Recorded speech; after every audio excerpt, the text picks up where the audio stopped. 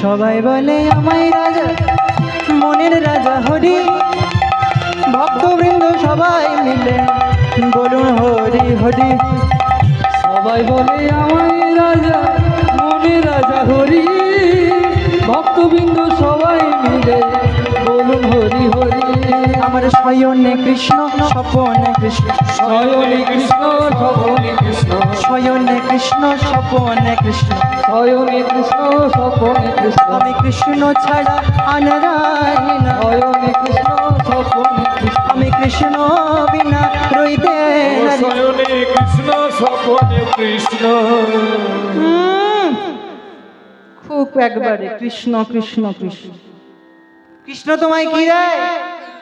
তোমার লজ্জা করে না বলতে শয়নে কৃষ্ণ স্বপনে কৃষ্ণ, কৃষ্ণ ছাড়া আন জানি না। তুমি রাজত্ব করে পয়সা পাও, কর নিয়ে পয়সা পাও, সেটা তোমায় পেট চলে। কৃষ্ণ তোমায় পেট চালায়? কৃষ্ণ আসে তোমার পেট চালাতে? তাই শেষবারের মতো বলে দিচ্ছি, আজ 1 মাস হলো তুমি সিংহাসনে বসনি।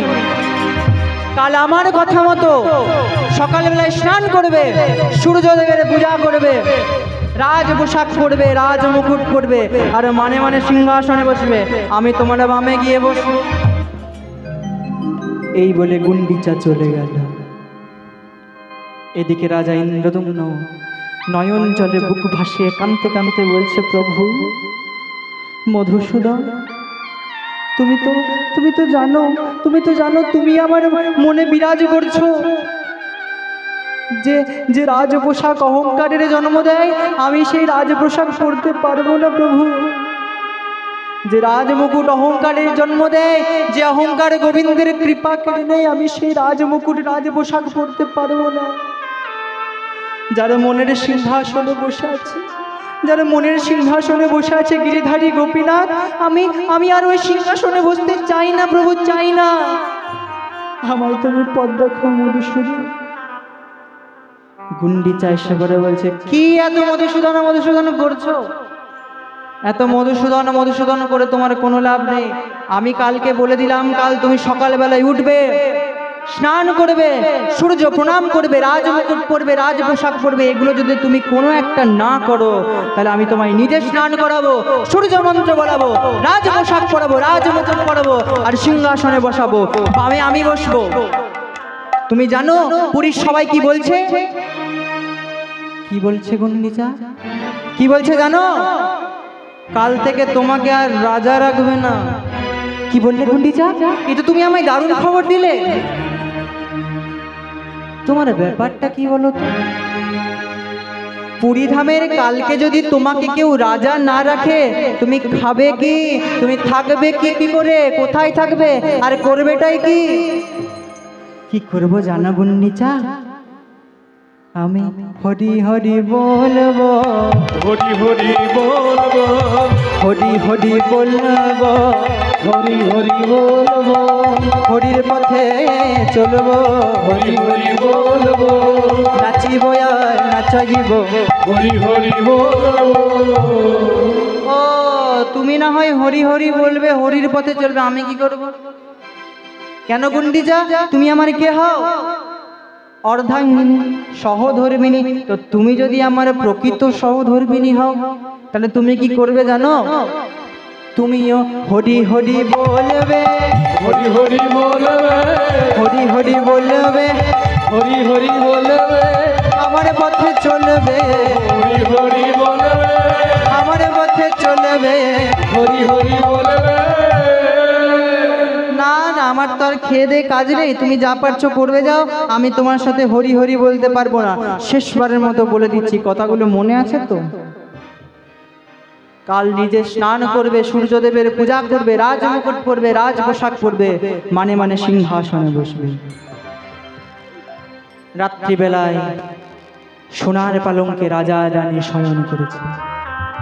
একজনের মুখ এদিকে, অন্যজনের মুখ অন্যদিকে, দুজনে দুটি বিপরীতমুখী ভাব। একজনের ভাব, হে গোবিন্দ, হে করুণাময়, কি করে আমি সমস্ত কিছু থেকে মুক্ত হয়ে তোমার ভজনে লিপ্ত থাকবো। আরেকজনের ভাব, কি করে আমি কামিনী কাঞ্চনের মধ্যে ডুবে থাকবো। অপেক্ষা করতে করতে ভোর হয়ে গেল। ব্রহ্ম মুহূর্ত, রানী ঘুমিয়ে গেছে, কিন্তু রাজার চোখে ঘুম নাই। ব্রহ্ম মুহূর্তে রাজা যখন একটু তন্দ্রাচ্ছন্ন, স্বপ্নের মধ্যে শুনতে পেলেন নুপুরের ধ্বনি, চন্দনের গন্ধে ভরে উঠল চতুর্দিক। হঠাৎ রাজামশাই দেখলেন এক পঞ্চম বর্ষীয় কৃষ্ণ বর্ণ বালক রাজামশাইয়ের কানের কাছে এসে পড়ে বলছে, রাজামশাই, ও রাজামশাই, রাজামশাই। কে কে তুমি? আমি কে জানো? আমি তোমার প্রেমের ঠাকুর। উলুধ্বনি মাইরা।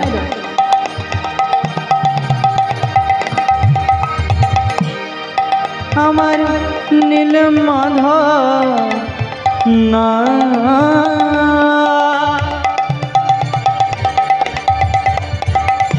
জগন্নাথ রূপে প্রতিষ্ঠা করো আমার ভগত প্রধান। ওগো তোমার প্রেমের রাজামশাই, তুমি আমায় চিনতে পারছো না? আমি তো তোমার আরাধ্য দেবতা নীল মাধব। তুমি তো এতদিনই আমার আরাধনা করে এসেছো। ওগো ইন্দ্রতুল্য রাজা,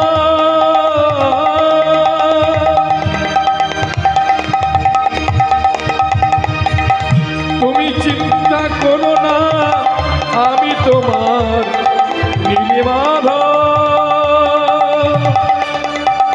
আমি তোমার হাতে পুজো দিতে এসেছি দাদা। আমার মনোবাঞ্ছা পূরণ করো, পূরণ করো, পূরণ করো রাজা। তোমার প্রেমের ঠাকুর আমার নীলে মাধব না।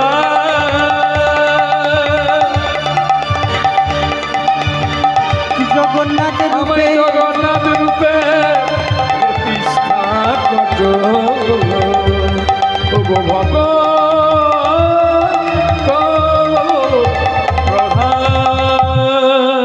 রাজা ইন্দ্রদম্ন, আমি তো তোমার আরাধ্য দেবতা, আমার নাম নীল মাধব।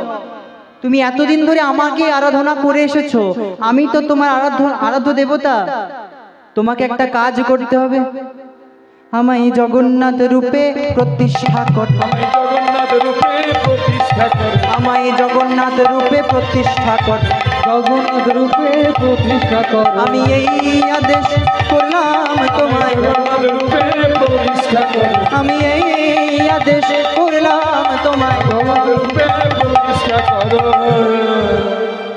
যেই না ব্রহ্ম মুহূর্ত, উনি রাজা যখন তন্দ্রাচ্ছন্ন, তখন স্বপ্নের মধ্যে শুনতে পেলেন নুপুরের ধ্বনি, চন্দনের গন্ধে ভরে উঠল চতুর্দিক। রাজামশাইয়ের কানের কাছে এক পঞ্চম বর্ষীয় কৃষ্ণবর্ণ বালক এসে পড়ে বলছে, রাজামশাই, আমি তোমার আরাধ্য দেবতা, আমার নাম নীল মাধব। তুমি আমাকে উদ্ধার করে এই জগমাঝে জগন্নাথ বিগ্রহরূপে প্রচার করো। এ কাজের দায়িত্ব কেবল তোমার। আমি সবর রাজার কাছে, এক সবর রাজার কাছে গোপনে পূজা পেয়ে চলেছি। আমাকে উদ্ধার করো আর জগমাঝে জগন্নাথ বিগ্রহরূপে প্রতিষ্ঠা করো। এ কাজের দায়িত্ব কেবল তোমার। তবে একটা কথা শুনে রাখো, কাল সকালবেলায় উঠে স্নান করবে, সূর্যদেবের পূজা করবে, রাজ মুকুট পরবে, রাজ পোশাক পরবে, মানে মানে সিংহাসনে বসবে, গুন্ডিচাকে বামে নেবে আর আদেশ করবে, নীলাচলবাসী আমার আরাধ্য দেবতা নীলমাধব এক গোপনে এক সবর রাজার কাছে পূজা পেয়ে চলেছে, তাকে উদ্ধার করে জগমাঝে জগন্নাথ বিগ্রহরূপে প্রতিষ্ঠা করতে হবে। সকাল হয়েছে, রাজা নিজেই স্নান করেছে, সূর্যদেবের পূজা করে নিয়েছে, রাজ মুকুট পরেছে, রাজ পোশাক পরেছে, রানীকে বামে নিয়ে সিংহাসনে বসে পড়েছে। রানী মনে মনে চিন্তা করছে, কড়া ডোজে কাজ হয়েছে, এমন ডোজ দিয়েছি না, ভালো কথায় তো কাজ হয় না, এমন ডোজ দিয়েছি সকালে নিজেই উঠে স্নান করেছে, সূর্যদেবের পূজা করেছে, রাজমুকুট পরেছে, রাজ পোশাক পরেছে। এবারে নীলাচলবাসীকে আদেশ করছে, শোনো শোনো নীলাচলবাসী, আমার আরাধ্য দেবতা নীলমাধব আমাকে স্বপ্নাদেশ দিয়েছে, কোনো এক জঙ্গলে কোনো এক সবর রাজার হাতে আমার নীলমাধব গোপনে পূজা পেয়ে চলেছে, তো তাকে উদ্ধার করে এই জগমাঝে জগন্নাথ বিগ্রহে প্রতিষ্ঠা করতে হবে। তো আমি রাজা ইন্দ্রদ্যুম্ন আদেশ দিচ্ছি, যেন তেন উপায়ে সেই শিব বিগ্রহকে যে উদ্ধার করবে তাকে একটি বড় গ্রাম আর 100 স্বর্ণ মুদ্রা দেওয়া হবে। কত লোক হাজির হয়ে গেল মা, কিসের জন্য? 100টা স্বর্ণ মুদ্রা আর একটা বড় গ্রামের জন্য। নীলমাধবকে খোঁজার জন্য নয়, বিষয় বাসনার লোভে। তা যাই হোক, শুভ দিনে শুভক্ষণে আজ নীলমাধবের সন্ধানে সবাই বেরিয়ে পড়েছে।